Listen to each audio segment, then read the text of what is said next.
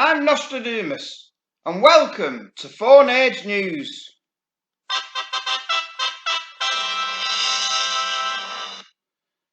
Let's get the methane report out the way before I show you lots of other really interesting stuff for you I've got lined up tonight. We've got the latest methane figures for 931 to 300 millibars in the atmosphere, and as we can see, we've had an increase of 0.4 parts per billion on last week, after a drop of almost 3 parts per billion the week before. Could this have something to do with the large methane bubble over the Arctic last week, emanating from northern Alaska? Could be. Anyway, as we can see, the 3-week average is showing a decline, but it's not declining as fast as what it should be. This is 12 months ago. I can see after the peak it fell fairly sharply. It's not showing anywhere near a sharper decline this year. The difference between this year and last year can be seen more clearly in these two graphs. I've tried to simplify things. So the blue line is week on week this year compared to the red line last year. And we're now at 17.1 parts per billion, higher than 12 months ago. And this graph is looking like it's going to increase even further as we go into winter. The gap between 2020 and 2019 is even more stark when we're just singling out 300 millibars in the atmosphere. This is this year, and this is 2019, and the gap has now grown to 32 parts per billion, higher than last year. Incorporating the 300 millibar data into the upper atmosphere as a whole, from 477 right up to 151, I've plotted this graph of 3-week averages at the higher altitudes, and as we can see, it doesn't seem to be dropping at all.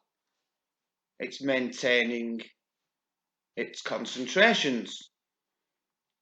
This week's actual figure is about 0.8 lower than the 3-week average, so maybe it will start to show signs of a slow decline over the next few weeks.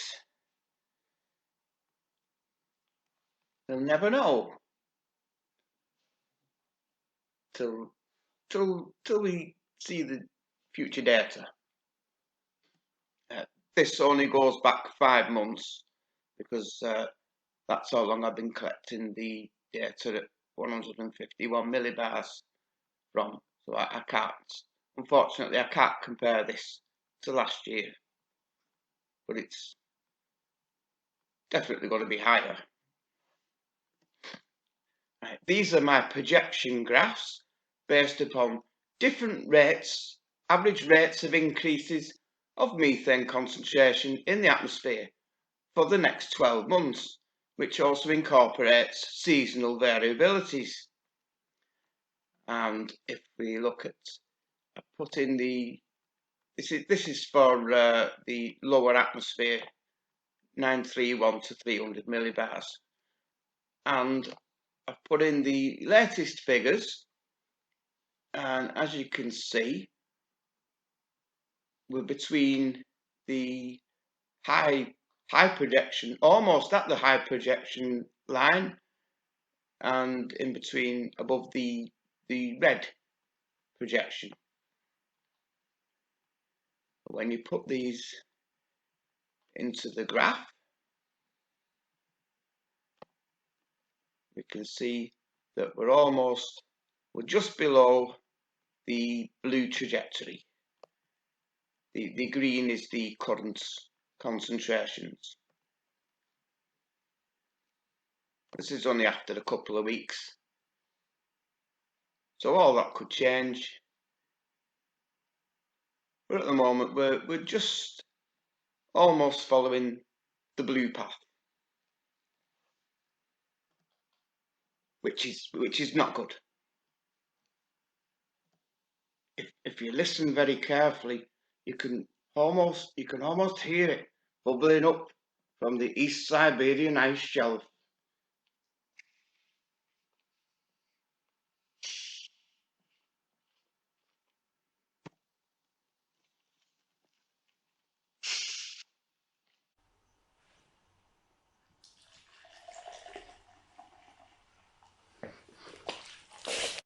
Now on to news around the world, starting in the UK from the Daily Mirror. And we have families urged not to play board games at Christmas amid fears of COVID-19 spread. SAGE, the government's scientific advisory committee, has warned that the easing of restrictions during the festive period could cause a rise in the number of positive COVID-19 cases. Scientists said families should avoid playing board games at Christmas. Humbug. Scientists have urged families to avoid playing board games at Christmas in a bid to control the spread of coronavirus. Earlier this week, the government confirmed that up to 3 households will be allowed to meet from December the 3rd to December the 27th, with restrictions being temporarily lifted for the festive season. Oh, how gracious of the government to allow us to meet our friends and family at Christmas. But SAGE, the government's scientific advisory committee, has warned the easing of restrictions could cause a rise in the number of positive COVID-19 cases.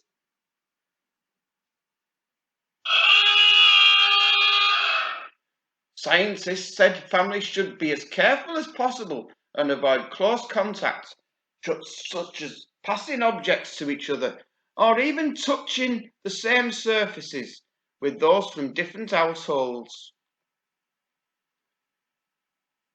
In its advice, SAGE said people should be aware of the risk of spreading the virus when playing board games, which involve a lot of shared pieces. They have suggested families could choose to try quiz games instead. Oh. Now let's go up north to Scotland. We had a magnitude 2 earthquake here on the 27th at 3:22 in the morning UTC. You might think, well, what are you going on about that for? I'm going to show you why. I'll put the maps on.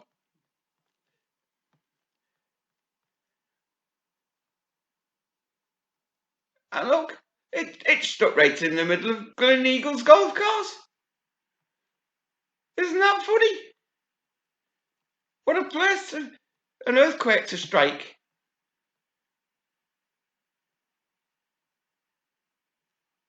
Come on, internet.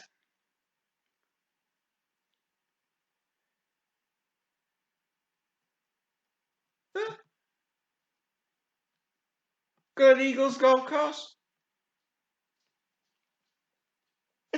It's a good job it struck in the middle of the night. Imagine if it had struck in the afternoon when there was golfers out on the course. It might have put them off the putting.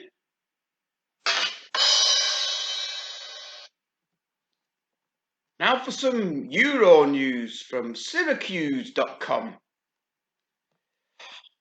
Zombie minks rise from the dead after culling due to coronavirus. Oh, it's that C word again. In this file photo dated Friday, November the 6th, minks look out from a pen on a farm near Næstved, Denmark. Oh, they're lovely. I'd love one of them as a pet.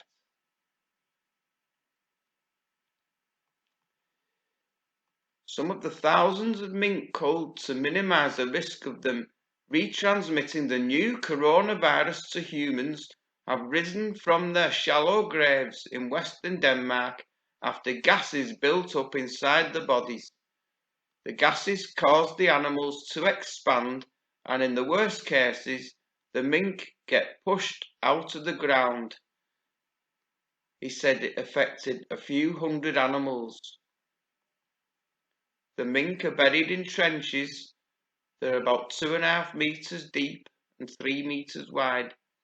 A first layer of about 1 meter of dead mink are then covered with chalk before another layer of animals is laid, covered again with chalk and then with dirt. But because the soil where they are buried is sandy, some have re-emerged. We assume it is the mink that were in the upper layer that pop up, he added, calling it a natural process.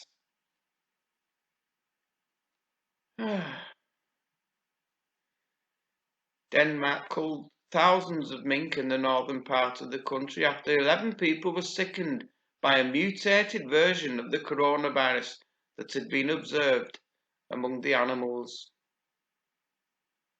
What a horrific picture. It's just sickening. Earlier this month, the Social Democratic minority government got a majority in Parliament to back its decision to cull all of Denmark's roughly 15 million mink, including healthy ones, outside the northern part of the country where infections have been found. The proposed law also bans mink farming until the end of 2021. Be a winner with the game of death. Lose a job or your money.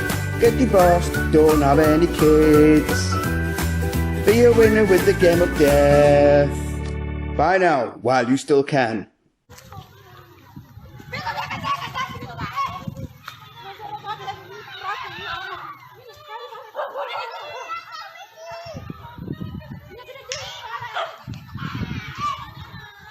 Anjir. Anjir.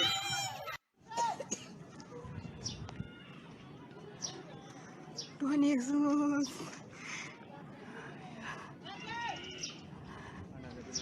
Mama.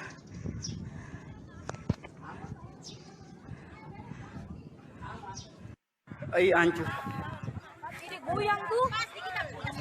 Mount Luo Tool blowing up today. Magnificent. In other world news, Australia's been suffering a bit of a heat wave. This is looking at temperatures 5 centimetres above the ground.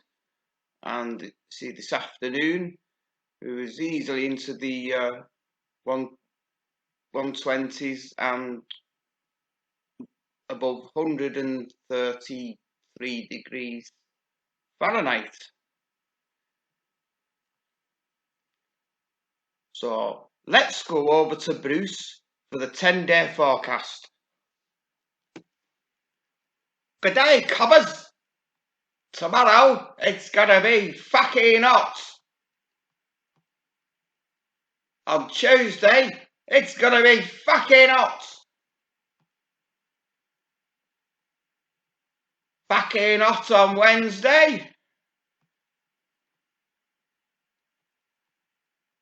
Very fucking hot on Thursday. Extremely fucking hot on Friday. Fucking hot on Saturday. Sunday's gonna be fucking hot. Next Monday, fucking hot. fucking hot. A week on Tuesday. Week on Wednesday. Still fucking hot. Thanks, Bruce, for that forecast. And it's not even summer yet. Now it's up and away for space news on the Space Weather Prediction Centre. And if you didn't know already, we had an M4.4 solar flare this afternoon. And I thought, whoa, I wonder if that's from that big Earth-facing sunspot. Are we going to get, has there been a coronal mass ejection? But it turns out it didn't come from the Earth-facing sunspot at all, as you can see in this video.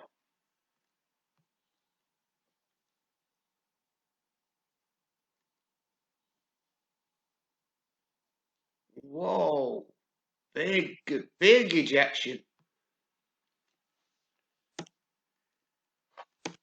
Shows up very nicely on the SDO website.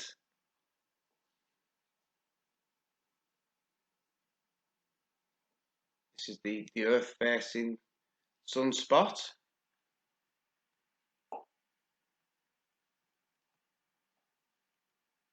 Just watch the 8 o'clock position.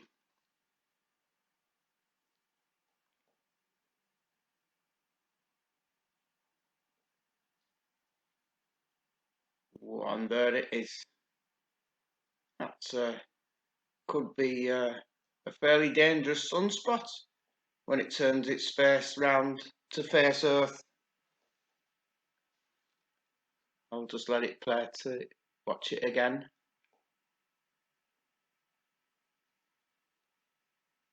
Massive ejection. Looking at recent and upcoming near-Earth asteroid encounters, we've got a date with Destiny on the 1st of December, a couple of days, 2020 SO. I reported on this some weeks ago now. I was remarking on the possibility that it may be an impactor due to the uncertainty of its orbit. Turns out it's not going to impact us on the 1st, but it's definitely a candidate for hitting us in the future. It's quite an interesting little object. As you can see, it has regular encounters with planet Earth. And if we zoom in on the upcoming meeting, this is something very unusual. We have a double dip. It's going to come very close on the 1st of November. And then again, it's going to get even closer in February. Now, I didn't understand this until I investigated further. And it turns out its orbit is just like the Earth's. It follows the same orbit as the Earth very closely. Here we're comparing the orbits of the Earth and asteroid 2020 SO, and we can see they both share very similar orbits. I've set the clock back to the beginning of this year, and we're going to run it now to see what happens. As you can see, because the Earth is travelling faster than the asteroid, it catches it up. In May, it was in June, in July, getting closer, and August, September, October, November, and now it's close approach, but it doesn't go further away. It sticks with us, and then another even nearer close approach in February, before finally the Earth overtakes it. Absolutely fascinating. Well, that's all about this for now. Thank you so much for watching. If you enjoyed this video, you can even give me a thumbs up if you like. I'm going to get going now. I'm a bit late posting this up. I've had a few technological problems. So, until next time, if there is a next time, thanks again. Goodbye.